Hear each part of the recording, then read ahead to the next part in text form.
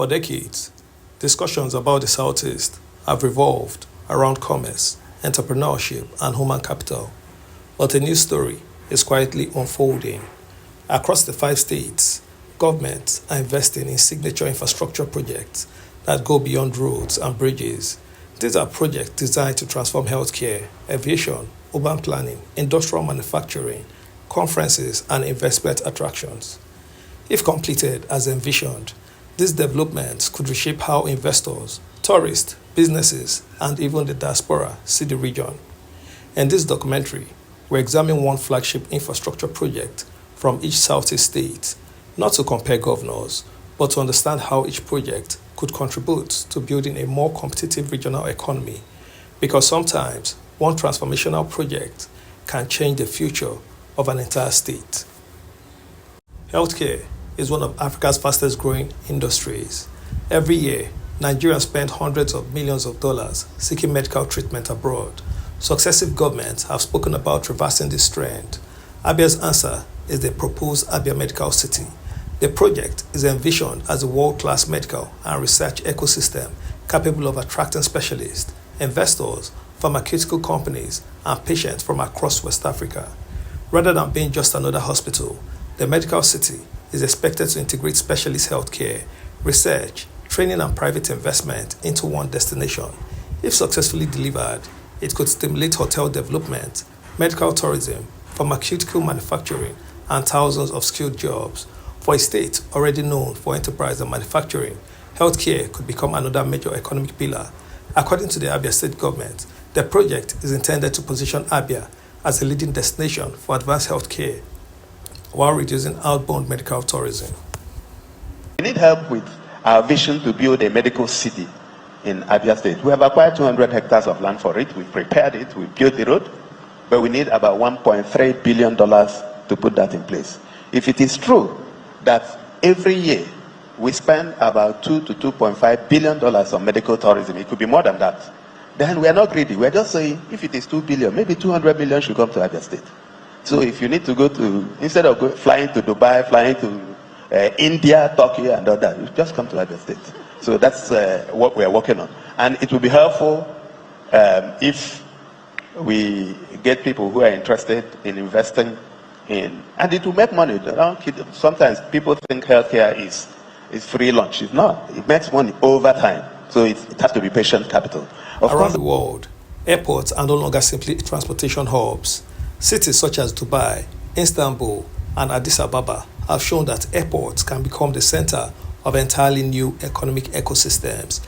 Anambra is attempting something similar through its Aerotropolis vision surrounding the state's international airport. The concept combines aviation, logistics, commercial district, hotels, cargo operations, industrial development, and residential communities into one integrated economic zone. The objective is simple: make Anambra a gateway for trade, export, and investment, with Onitsha serving as one of Africa's largest commercial centers and the Navy remaining a manufacturing powerhouse. Improved air connectivity could significantly strengthen regional competitiveness. If properly integrated with highways, logistic parks, and customs services, the Aerotropolis could reduce transportation costs while attracting new businesses that depend on speed and efficient supply chains. This is far more than an airport.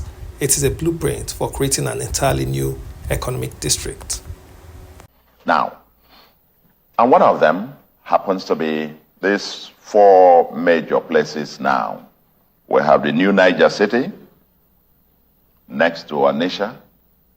We have the Anambra Mixed Industrial City, and the Aerotropolis around it, next to it, which, by the way, the Industrial City and the Aerotropolis have just been approved by the President as an economic free trade zone area.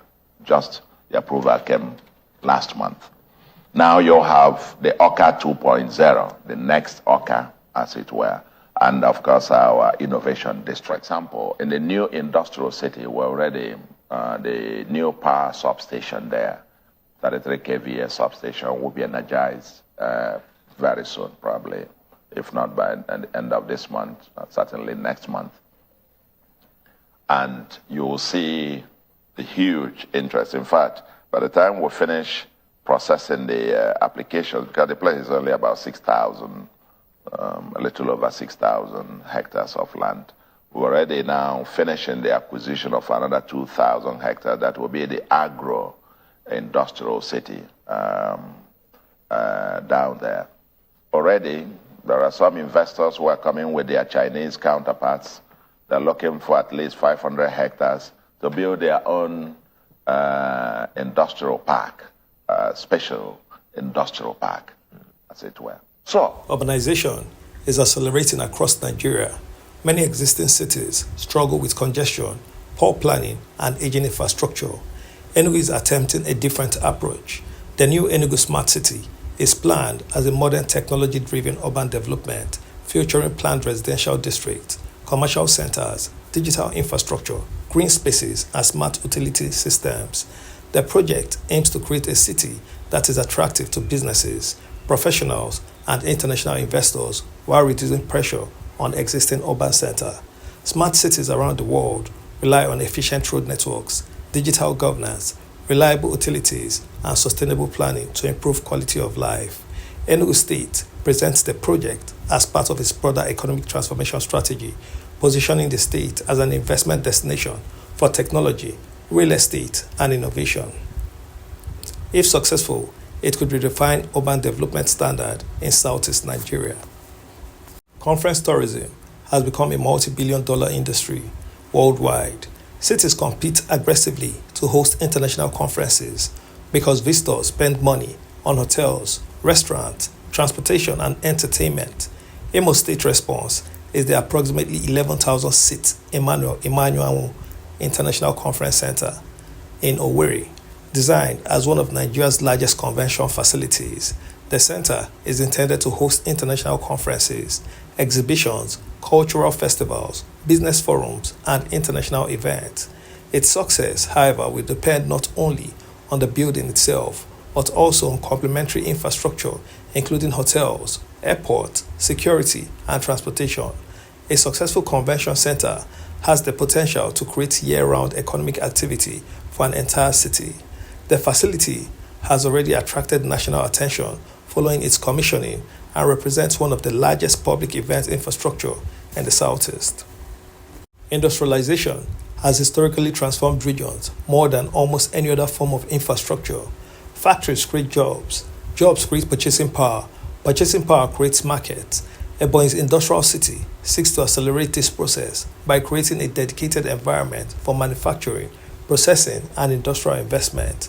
Located within a state already known for agriculture, limestone, salt deposit, and solid minerals, the project aims to attract industries that can process local raw materials instead of exporting them in their unprocessed forms. Industrial clusters also encourage supporting businesses from logistic companies to banks, engineering firms, and technical training institutions. Combined with Ebonyi's continuing investment in transportation infrastructure, including major road projects, the industrial city could strengthen the state's industrial competitiveness. We are to officially flag off the Ebonyi State Industrial City project, a project that symbolizes hope, enterprise, innovation, and enduring spirit of our great people, the people of this great state, Ebonyi. It's great news for the people of Ebonyi State as Governor Francis Riferu has fully revived the state's pipe production industry. This achievement is expected to boost the local economy and create more jobs. The factory has started producing pipes using 5 high-density polyethylene HDPE machines. These machines can make over 8,000 pipes each day, ranging from 20 millimeters to 420 millimeters in size. He also mentioned that the raw materials are sourced locally. The factory is open for business and welcomes potential distributors, especially from the southeast region.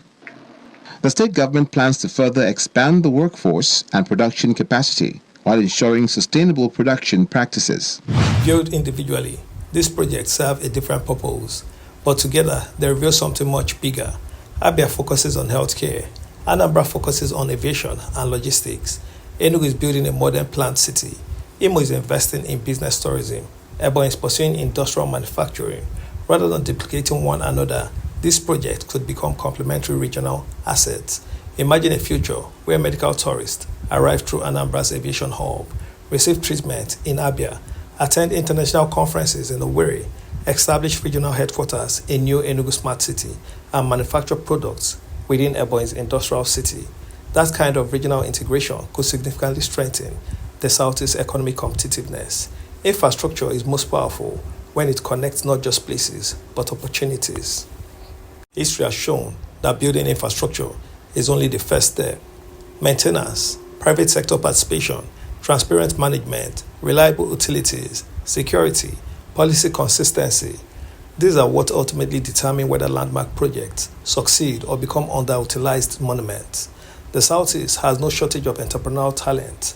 If these 5 flagship projects are completed, properly managed, and connected through regional collaboration, they could reshape investment, employment, and economic growth across the region for decades to come. The future of the Southeast may not depend on a single mega project.